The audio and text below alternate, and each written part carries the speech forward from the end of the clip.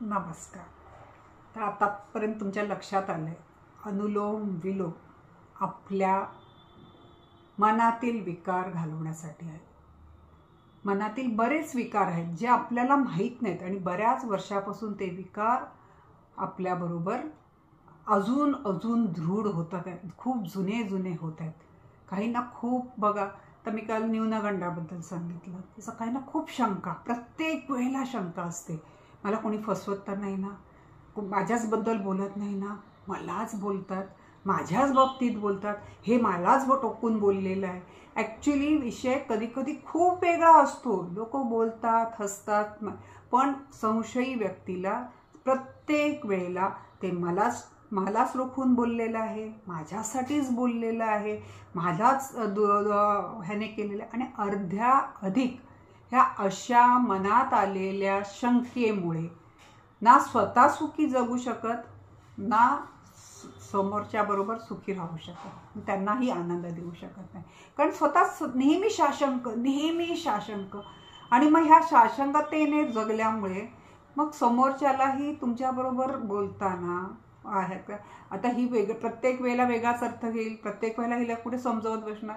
अगदी जवळचा माणूस असतो, आपल्या रक्ताची माणसं, आपल्या नात्यातली माणसं एकदा दोनदा 10 वेळा करेल विचार, मग पण बाकीच्या वेळेला प्रत्येकालाच त्यांचे प्रॉब्लेम असतात. त्यामुळे ही जी शंकेखोर वृत्ती आहे आपली, आपण घालवायला पाहिजे. तर कुठून कशी घालवणार?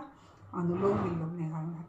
एका मोठ्या दुर्धर अशा विकाराने तुम्ही वेढलेले आहात, न्यूनगंड म्हणा, शंकेखोर म्हणा, आळस म्हणा, असा आजार की जो डॉक्टर थर्मामीटरने मोजू शकत नाही, रक्त तपासणीतून मोजू शकत नाही, पण तुम्ही त्या रोगाने ग्रासलेले आहात.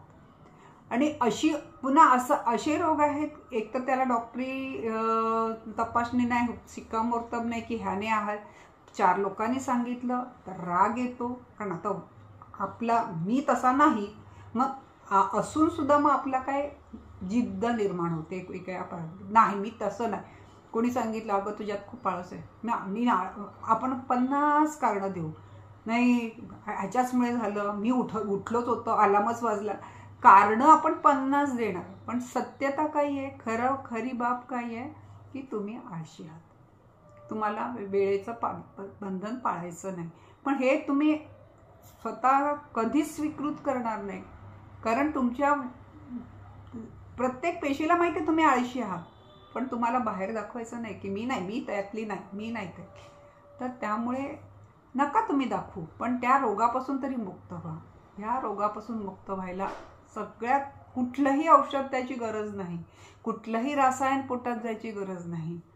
दिवसाला सुरुवात करताना 5 मिनिटाचा अनुलोम विलोम सुरुवात करा.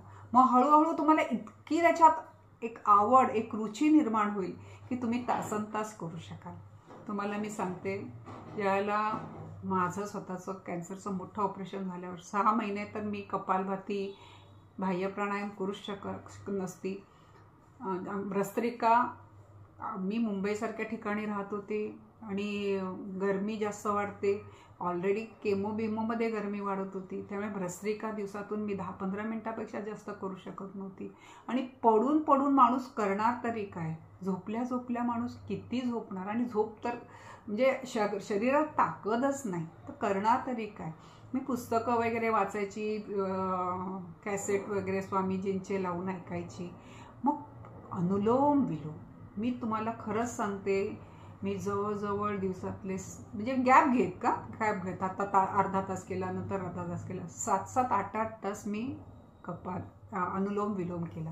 ह्या अनुलोम विलोमचा एक फायदा आहे की तुम्ही अर्ध्या तासानंतर, जेवून झाल्यावर अर्ध्या तासानंतर करू शकता, जेवायच्या आधी अर्धा तास आधी करू शकता. म्हणजे तुम्हाला 12ला जेवायचं आहे तर तुम्ही 11:30पर्यंत अनुलोम विलोम करू शकता आणि 12:30 नंतर तुम्ही करू शकता. त्यामुळे सकाळचा वेळ, नंतर जेवून झाल्यानंतरचा दुपारचा वेळ, नंतर चहा प्यायचा, असा सगळा पाळून मी 5-6 तास तरी मी कपालभाती नाही, अनुलोम विलोम करायचे. आणि प्रत्येक श्वासाबरोबर मी त्यावेळेला मला गरज होती, मला आरोग्य येत आहे, मग मी रोगातून मुक्त होत आहे, मी रोगमुक्त होत आहे.